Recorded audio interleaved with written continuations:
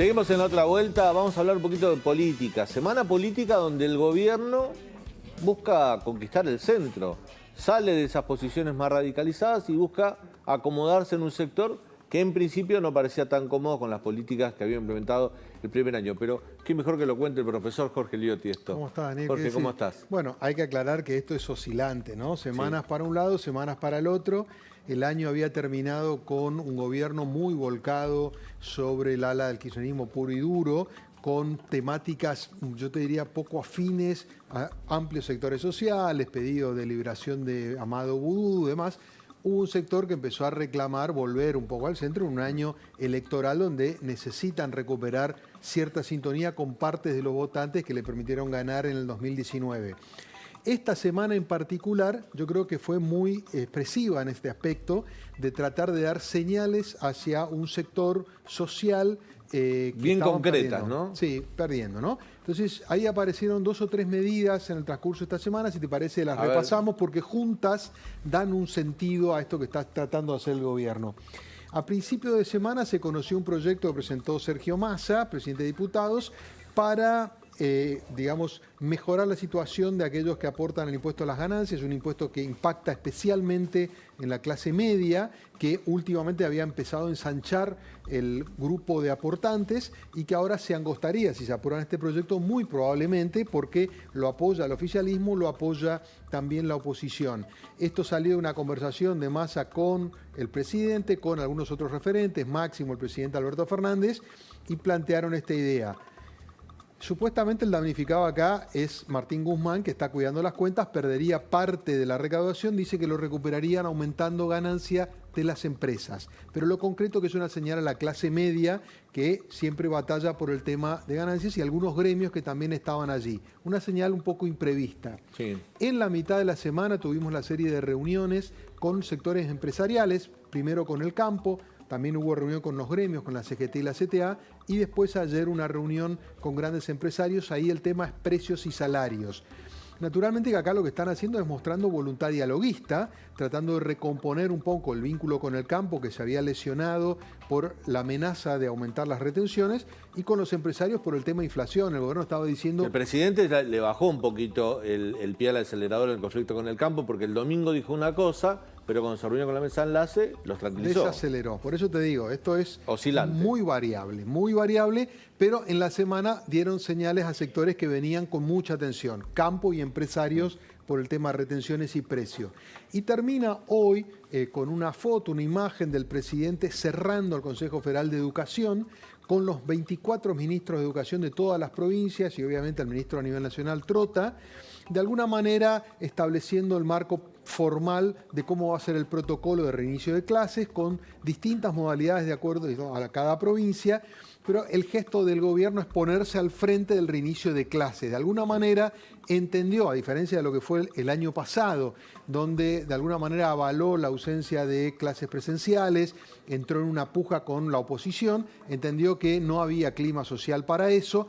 Y después de que, yo te diría que Larreta los corrió por derecha, claro, de alguna manera adelantándose con el planteo del inicio presencial, el gobierno entendió que no había que oponerse a eso. A ver, el miércoles, perdón Jorge, me meto en tu terreno, el miércoles empieza Larreta o las clases presenciales en la Ciudad de Buenos Aires. La idea del presidente con todos los ministros de educación de todo el país hablando de lo mismo es para neutralizar el impacto que puede generar Larreta el miércoles, claro. Las clases se inician Esta es la foto de hoy del presidente con todos los en ministros la Quinta Olivos, en Olivos. Exacto, estos son ministros y funcionarios. Después hubo una charla por Zoom porque no todos pudieron estar en forma presencial, pero la idea del gobierno es decir, las clases empiezan y nosotros somos los que abrimos las puertas de las aulas, ¿no? De alguna manera quieren dar vuelta a la página del año pasado, pagaron un costo político enorme por ese tema de las clases, sobre todo en el último tramo donde ya se venía reclamando la reapertura de las clases presenciales. Yo creo que vamos a tener un inicio de clases muy regular, porque algunos van a empezar una fecha, otros en otra, algunas con una modalidad, otras en otra. Hoy se habló de la posibilidad de un retroceso en el caso de aumento de los contagios. Trota lo blanqueó diciendo lo que vamos a tratar es de que esos intervalos sean lo más corto posible, o sea, que lo digamos, regular sea lo presencial y que las excepciones sean los repliegues de cuando si hay que volver a una cuarentena un poco más dura. Pero de alguna manera el gobierno quiere dar vuelta a la página y en este paquete también está el tema vacunas, está el tema inflación. O sea, el gobierno quiere volver a conectar con las demandas principales de la sociedad porque se da cuenta de que perdió un poco ese rastro y que eso puede tener un costo electoral muy importante este año. Jorge, estas tres medidas esta especie de seducción que está intentando hacer el gobierno hacia los sectores medios, la verdad que los sectores medios son los más críticos hacia el gobierno en cualquiera de estos temas, pero también son muy críticos, y uno lo ve en las redes sociales, lo ve en el debate público, con la falta de vacunas. Esto es un poco también como para tratar de no tener todos los frentes abiertos con un sector que en la medida que avance el año y no aparezcan las vacunas, más lo va a criticar. Yo creo que el gobierno es muy consciente de eso, que está teniendo un déficit concreto, más allá de que esta noche está llegando el cuarto vuelo con las vacunas, pero solo 400.000 dosis, lejos de los números que había prometido el gobierno. Y yo creo que ahí hay un problema objetivo que tiene el gobierno respecto al abastecimiento de vacunas y está claro. Yo te diría que si hoy le preguntaras al presidente cuáles son los dos temas centrales y que en todo caso con cuáles pueden volver a ganar las elecciones son vacunas y plata en el bolsillo, que le hace inflación un poco más retenida y alguna mínima recuperación del poder adquisitivo. Esos son los dos pilares centrales. Año electoral. Año electoral, por eso.